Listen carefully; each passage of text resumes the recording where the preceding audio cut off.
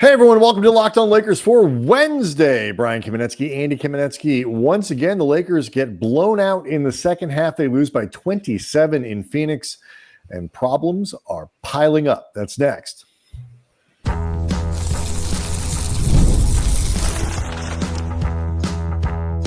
You are Locked On Lakers, your daily Los Angeles Lakers podcast, part of the Locked On Podcast Network, your team every day.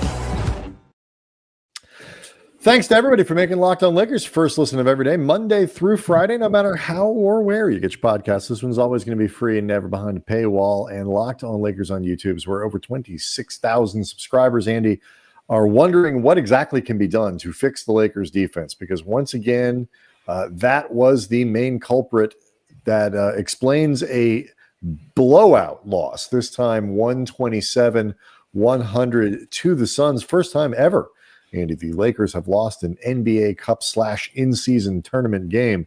And aside from essentially ruining their chances to get out of the group, which we can talk about perhaps, it more importantly comes on the heels of a collapse against Denver in the third quarter. Same thing basically happened to the Lakers Tuesday night in Phoenix. Instead of losing the third by 22, they lost it by 18. That ain't good. So once again, the game gets away from the Lakers in a big way coming out of the break. And man, it just, same thing. It was almost an identical blueprint. Thing looked good in first half, fell apart in the second.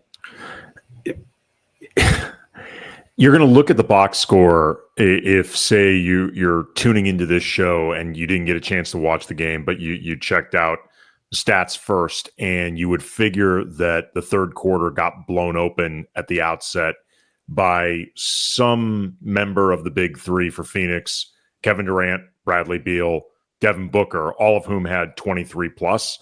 And that would be a logical conclusion, except it's not actually what happened. What happened was the Suns kept manipulating mismatches involving Jusuf Nurkic, getting him closer to the basket against smaller defenders and basically just spoon-feeding him layups. And that was, to be clear, not the only problem the Lakers had defensively in this game. There were a myriad of them, and we're going to get into them, and also some comments JJ Redick had about the defense after the game. But in a lot of ways, this felt like the embodiment to me of all the different ways that the Lakers struggle just doing anything they want defensively, where ultimately they end up in a lot of ways getting beaten by the secondary or thirdary guys like Jusuf Nurkic or Royce O'Neal being left inexplicably open multiple times. Frankly, LeBron was a culprit on a few of them. This was not a good game from LeBron. In particular, defensively, he had company, but we've talked before about how often tone gets set by your leaders, and this is the one of the byproducts of having a player with as many specific needs as LeBron, and the stuff that comes out defensively with a lot of those needs, which, to be clear, I'm not putting the defensive problems on LeBron. There are way more than just that. It's just they got a lot of guys like that right now. And they've got a lot of defensive personnel issues. They've got, I think JJ Redick is starting to recognize some scheme issues that they need to clean up. And they need to, if nothing else, they need to be more determined to do, I think, the best that they can defensively with what they have. And there are times where it just doesn't feel like they are determined enough team-wide. Yeah, I will get to that in a minute here because, I think we talked about it. I think I mentioned it almost exactly this way for Tuesday's show. Like, the gap between where the Lakers are offensively and defensively, statistically, in the Western Conference, especially when you look at the offensive and defensive ratings of the other teams that they're competing against, even down to a sub 500 Portland team that is right in the middle of the NBA in terms of defensive efficiency. The Lakers, I think, came into this game fourth or fifth, I think one of the two, in offensive efficiency and 27th in defensive efficiency. That is not a sustainable. That's not sustainable. Like it won't work. And especially on a night where you shoot 23% from three, you got to be, and you miss seven. You miss 7 free throws. Like, you have to be nails offensively. You got to be prime Steph Clay Warriors good offensively. And the gap that they had there is just not one that you can expect to be a team that is many games over 500. Maybe you can be a 500 team, maybe a little above 500 team. What you aren't going to be at 27th at defensive efficiency is way above 500. And it's interesting when you talk about this notion of kind of all of the things coming to a head against the Suns and the impact that Nurkic had, because this is something I know you were talking about and made the point of on Monday and Tuesday's show, that the Lakers, they get caught in these switches, and it's a very switchy defense. It's a little too switchy. A little too, and it's in the resistance to switching just isn't high enough. And I saw somebody. We talked about this for Tuesday, and I saw a couple of people in the comments section on the YouTube page note, like, you switch that much, not because you want to, but because you have to. But that being the case, the results are really bad either way, and so if the end result is a couple very simple actions and you end up with Yusuf Nurkic being guarded by D'Angelo Russell, then you need to come up with a different system. And, and some of this is the Lakers just don't have a lot of size to do anything with. There were a couple plays where Nurkic ended up on Rui. Well, Rui is their second biggest player, or third, I guess, behind Third. LeBron. LeBron is certainly stronger than Rui Hachimura, as strong as Rui may be. Third or fourth, if you count Jackson Hayes, who, by the way, got hurt again. And just you might as well, I think to some degree, you might as well suffer the consequences of being beaten in other ways. Right. Because this way is too easy. It's not fair to Cam Reddish to be on the block by himself. But the problem is against Phoenix, okay, you bring a double team. Nurkic in the post is a good passer. You're not going to be able to, it's going to be very difficult to disrupt, the rhythm there. You dump the ball in the post, you bring a quick double team. Phoenix is going to find the open shooter. And they shot about 900% from 3-point range in the third quarter. You're going to lose that too. So in the end, what you need to do is try to find a way to avoid those really disadvantageous matchups and, cross your fingers. And also too, again, I think there is an element of they need to just, I think, reconcile the idea that until either someone like Vanderbilt or Christian Wood gets back, just more size or defensive versatility, more optionality, those guys get back, assuming they're ever going to get back, or the Lakers, we're, I guess, are a couple weeks away from December 15th and they can start opening up their trade options a little more. They need to be more determined to just try and play their asses off defensively. We saw them against the Pelicans, for example. Remember that when they were up against the zombie Pelicans, that was basically Brandon Ingram and a bunch of dudes who are deep reserves on most teams, some of which are fighting to stay in the league. You know how they played, though? Dudes real fighting hard. To stay real hard. And the Lakers need a little bit more of that. And, particularly from the guys who are getting the majority of playing time. And look, I recognize that there are limits for some of these guys in terms of whatever their upper echelon is going to be. Yep. But it needs to feel like they are at least scratching for their upper echelon more. That's what I would say. After the break, we'll continue this. Look and a little focused bit at their upper echelon as well too. Yeah, it's not just the physical effort; it's the attentiveness. It's all of it. Yeah, I think there's a lot to that. And after the break, we'll get deeper into this and figure out, potentially like what is the fix here, or if not fix, patchwork or something that they can do to shore it up, because it doesn't get much easier from here. We'll do that next. Locked on Lakers is brought to you by Robinhood. With Robinhood Gold, you don't need a silver spoon to eat up the financial favors of the 1%. Robinhood Gold allows others to get the rates and perks usually reserved for the high society. Now, the resourceful individual with Robinhood Gold can earn the very liberal rate of 4.25% APY on uninvested cash and can be rewarded with a handsome 3% retirement boost on IRA account contributions. Robinhood Gold provides the privileges of a high net worth for any net worth. These generous benefits are now available for only $5 a month. The new gold standard is here with Robinhood Gold. Sign up at Robinhood.com/gold. Terms apply. For specific disclosures, visit Robinhood.com/gold. Investing involves risks. Rates may change. Gold membership is offered by Robinhood Gold, LLC. Locked on Lakers is also brought to you by FanDuel.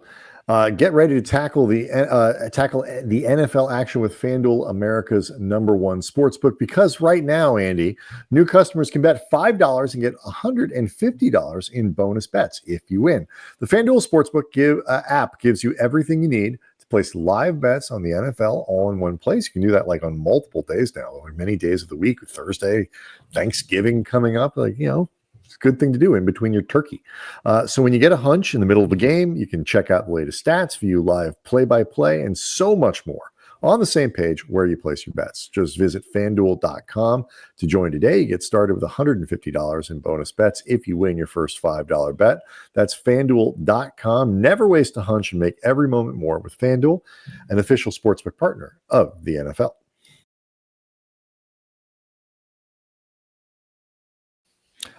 Quick reminder, make sure you check out the Locked On Lakers postcast. That is the other thing that you might have seen in your Locked On Lakers feed. If you are a subscriber, host Dave Pillay taking you through the game itself, quick breakdown of everything happening. That is something that will be on the channel after games. It's called the Postcast. It is hosted by Dave Pillay. Also, Locked On Lakers is a newsletter now. You go to lockedondaily.com, sign up there for that. If the Lakers, Andy, had a reasonably easy by NBA stretch of the schedule before, when they went on that long winning streak and rocketed up the Western Conference standings, this stretch that they're in now is about as difficult as you get in an NBA, where they are doing a better job of limiting extraordinarily weird and awkward road trips. They are trying to limit the amount of back-to-backs the teams play. And yet, here we are. The Lakers finished starting the front end of a back-to-back on Tuesday. They will be in San Antonio, a team that's now won 4 straight and 7 of 10. They'll be in San Antonio tonight. Wednesday, they play Utah following that, and then turn around with another back-to-back. So it's like against Oklahoma City. So it doesn't get any easier from here. This has a good chance, if the Lakers are not careful, of turning into a 1-4 stretch, even an 0-5 stretch. You can't count on the Utah game to be a win the way they're playing right now, particularly on the road. I'm getting a little nervous. I think that's reasonable. I don't know about you. It's alarming to see them come out of halftime this either unfocused, unprepared. JJ Redick said afterwards that he did not think competitive spirit was an issue in the second half of this game, as opposed to the second half against Denver, where things fell apart dramatically as well. Whether it's a combination of does that make you feel better though, or worse? I'm just listing all the things. No, I know. I know. I'm not saying, but I'm asking you, like, as somebody who watches, like, do you feel better that the team was invested? Yes. Yes, in the sense that I do understand what you're getting at. But I mean, the answer is, all joking aside, yes, because I would rather have good effort than not have good effort.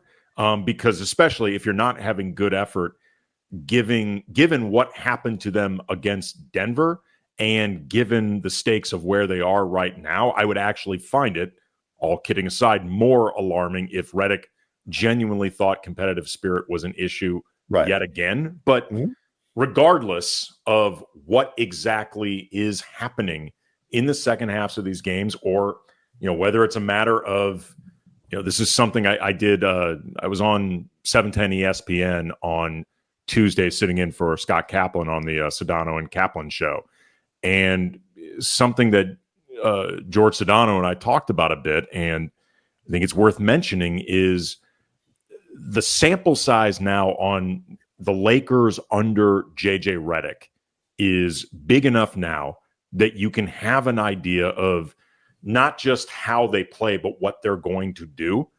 And every coach in the league is more experienced at adjusting to Redick than Redick is adjusting to the adjustments. Like, this is something that we talk about with rookies, for example, and, might be something Dalton Connect is going through a bit now that all of a sudden he is more top of mind on scouting reports. So that was interesting. After the game, JJ was asked about Connect's comfort level as a starter versus coming off the bench, and Redick did say that he thought it was possible that Connect gets into a better rhythm as a starter. So something they're going to consider. It's not anything that's going to affect their defensive integrity, but it might, at least, if nothing else, help them outscore opponents if that's going to be the only way they can possibly win. But, Connect and Redick may be going through different versions of the same thing, which is teams having an idea of how to adjust to them, and the new guys on the block for the Lakers having to learn how to adjust to the adjustments. And part of that adjustment might be JJ Redick having to learn how to keep his team properly focused heading into second halves. Okay, so here's the question that I want to get into. Obviously, I agree with him that they kept playing. They got very sloppy, and I think if you want to talk about the impact of LeBron and, like, defensively, you mentioned it in the first segment, LeBron's inability, we'll just call it inability, I think, to play 35 minutes of, like, high-end defense at this point. That is something that I think is sort of expected and baked into the cake. The turnovers are not. He had another 5 in this game. And it felt like more. There were a couple that were sort of sloppy plays that didn't turn into turnovers, and just disjointed stuff where, that part isn't. And, for all of the hand-wringing over D'Angelo Russell and all these other things, like, he's not turning the ball over like LeBron is. And when you have and the Lakers, to their credit as a team, are still a low turnover team, which they have to be, because if they become anything other than a low turnover team, the collapse here is going to be profound. They gave up 19 points off just 12 turnovers. That is really bad. Right. And that's my point, because if the Lakers are too bad in defensively, too bad in transition, too incapable of kind of cleaning up their own messes when they turn the ball over, that if they start to become more turnover prone, if LeBron becomes more turnover prone, and I'm just pulling up his game log here, he's gone turnovers 5 in those. I'm just reading back games: 5, 6, 4, 4, 6-7-6 since November 13th against Memphis. Can't have that. No, I mean, he's averaging about 5 turnovers a game. That's a lot. I mean, it can't happen from LeBron. That is too much. They are not built to support that defensively. They can't give away that many possessions offensively. They remind me of, Andy, is a team like, the Ravens or, the Chargers, even like when they're playing well, like they need to control the ball. They need to have the ball in their hands and have whatever the equivalent of long sustained drives is in basketball. That's what the Lakers need. They cannot be turning the ball over. They can't be, I think, getting in horse races up and down the floor. Even though they've got some guys who are pretty good in transition, their transition defense is too bad. Okay, they need a ball control football offense. They need to run the football, Andy. Okay, well, coming up next, I want to get into that because there was something else that I wanted to bring up in terms of execution that I think put their offense and defense in a bad place and speaks to, I think, a lack of overall focus. So get into that coming up next. Locked on Lakers is brought to you by Built. And if you're a renter, it can often feel like you are stuck in this loop of rent payments, just watching your money vanish into thin air. It's time to turn that rent game around and start earning serious rewards. And that's where Built Rewards comes in. Built is breaking ground as a neighborhood rewards program that hooks you up with points on your rent. Every month, pay your rent and watch the Built points roll in. And you can use those points to, say, jet off on a dream vacation, put your points towards flight or hotel. There's 500 plus airlines, 700,000 plus hotels and properties to choose from. Built points have been consistently ranked the highest value point currency by the Points Guy and Bankrate. Earn points by paying rent right now when you go to joinbuilt.com/lockedonnba. That's joinbilt.com/lockedonnba. Make sure to use our URL so they know we sent you. Again, joinbuilt.com/lockedonnba to start earning points with your rent payments today.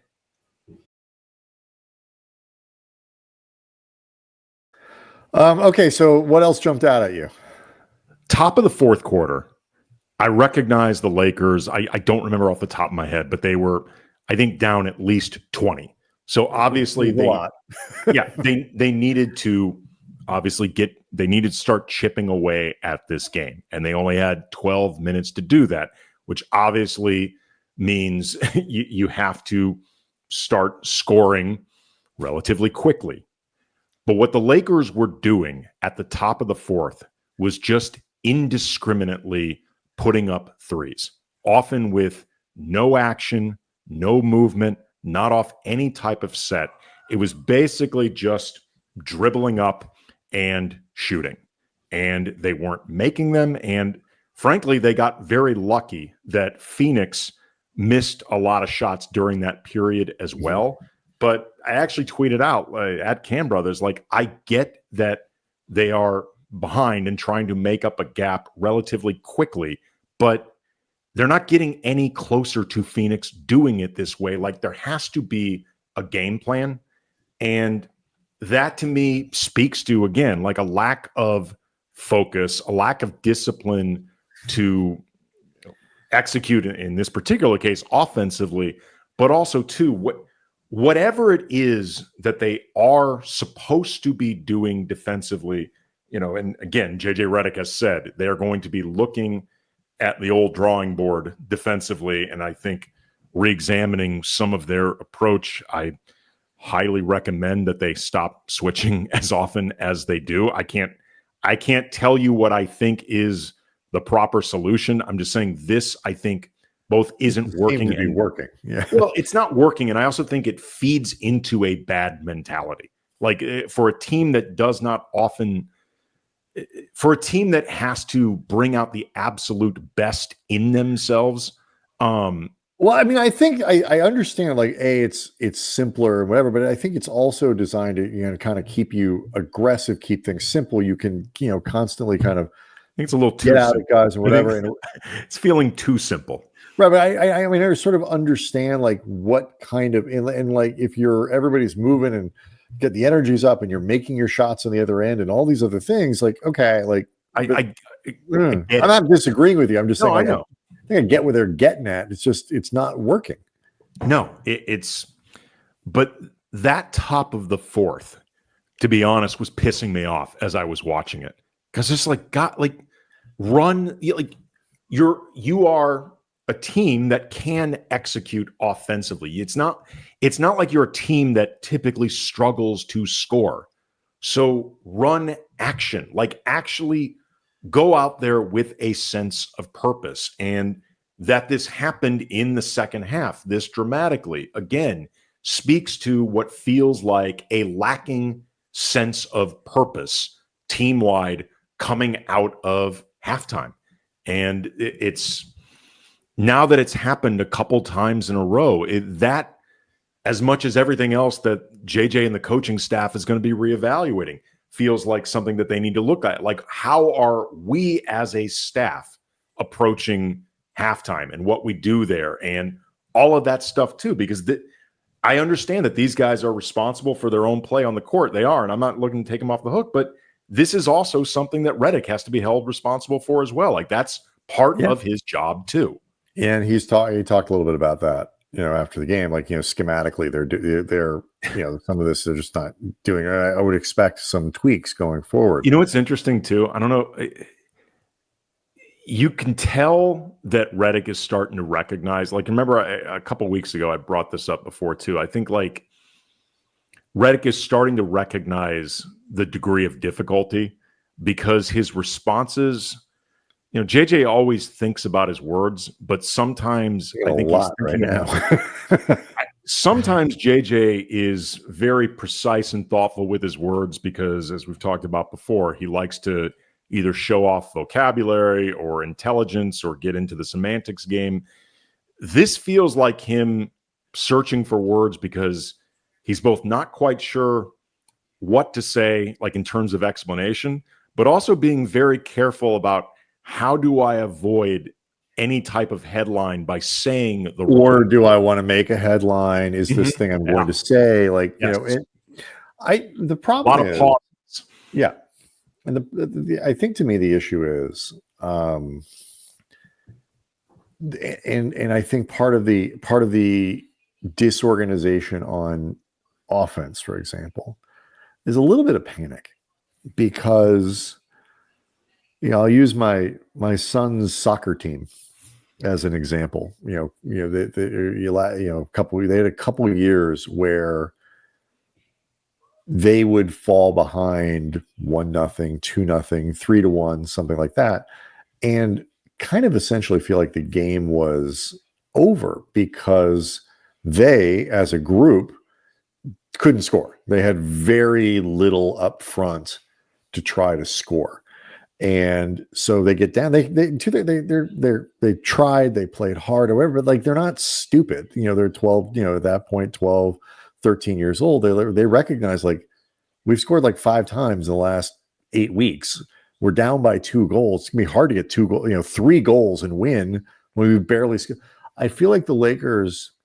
Since then, by the way, they've gotten some friends, and now you can see that optimism no matter what happens on the floor or on the field. The Lakers, I think, are in I was like, for a second, I'm like, wait, are you talking about the Lakers or your son's right, team? My kid's team. The Lakers, I think, are in a similar situation, though, where they, like, I don't think they believe they can get stops. I think when they run into a situation where they get down by, the game's close, they're still scoring, they're scoring at a pretty efficient clip. They can trade baskets with you, stay in a game, and maybe, you go cold, we can stay hot and we can overwhelm you. But if we get one of those little cold stretches, I don't think they believe right now. I think they did a little earlier in the year. I don't think they believe right now that they are capable of defending their way through cold stretches offensively. And that in turn makes you do dumb things offensively because you're so like, we got to score. Like we got to get some points. We got to get them quick. We got to change the momentum here. So you make choices that aren't as good, which only makes the defense problem worse because now you're on unbalanced floors or you're turning the ball over or whatever it might be. And the biggest problem with, I think, their lack of belief right now that they can get stops is that they are correct. Like it's not a mental block. Like it is an objective reading of the situation. They're bad defensively. They know it. They're professionals. They're not dumb.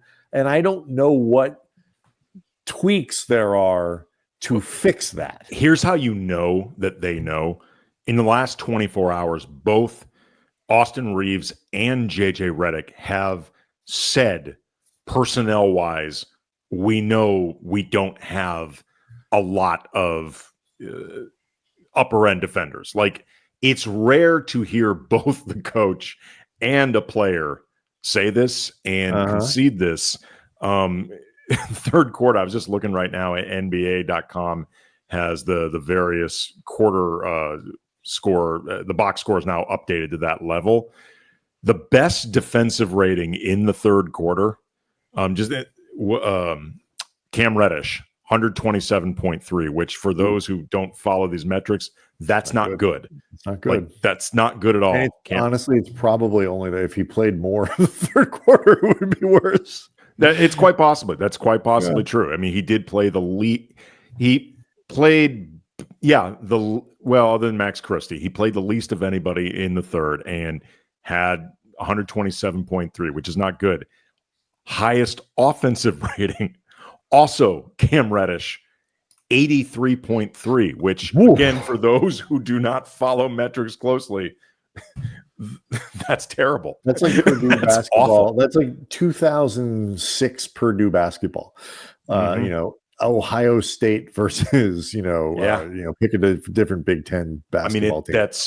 That's terrible. Really, and like that's part of it. It's like the Lakers can't. I looked it up again because I was convinced. So congratulations, by the way, really quick too, to Cam Reddish, who led the third quarter net rating at minus 43.9. Don't yell at Cam. He did his job. Cam is doing his job. Like I looked at their 3-point percentage over the last, it's convinced because like it's got to be like dropping like a rock. And I was shocked to find out the Lakers are still like 14th in the league, 15th or something. I don't know if that's updated through Tuesday's game. I will say they're 21st over their last 5. And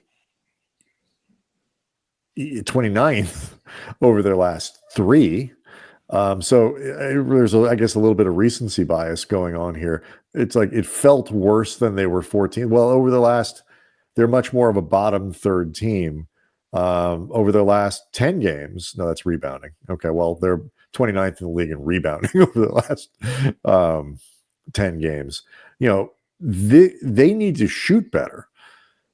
They can't have these games where they shoot 20-something% or 15% a quarter and stuff like that. Like the pressure on their offense to perform right now, perform in rhythm, to make open shots, do that is tremendous. And I actually think it makes it harder to score.